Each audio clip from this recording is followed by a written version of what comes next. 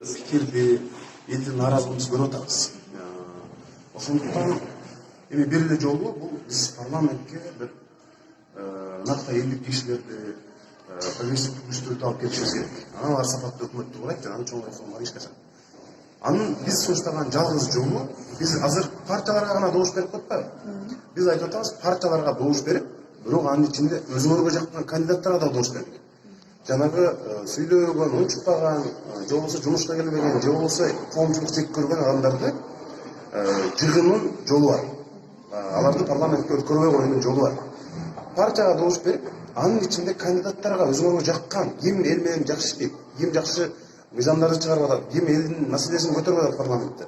Ошол адамдарды тандасак, ошондо баягы автоматтык түрдө жанагы партия лидери эмес, эл чечип калат ошондо.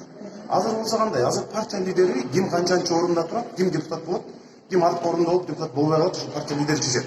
Биз ошол укукту шайлоочуларга, элге берейин деп атабыз. Силер кимди депутат катары көргүңөр келет? Азыр партия катарын бир эле партияга добуш берип, анын ичинен сапаттуу адамдарды да тандап өзүңөр алып келгиле. Ал эми коомчулук жек көргөн, жанагындай ар кандай бир чоң бир мындай коррупцияга шектелген ар кандай адамдар өтүп атпайбы бизечи? Же болбосо Баланчаев ушул бир 30 жылдан бери саясатта жүрөт. Ушул кетсе болот эле дегендер бар мисалы. Ошондой адамдарды өткөрбөй койгонго элде укук пайда болот. Бирок көпчүлүк ойлоп атат, анда биз бюллетень аябай узак болуп кетет. Узун болуп кетет, 3-4 метр бюллетень болуп кетеби депчи.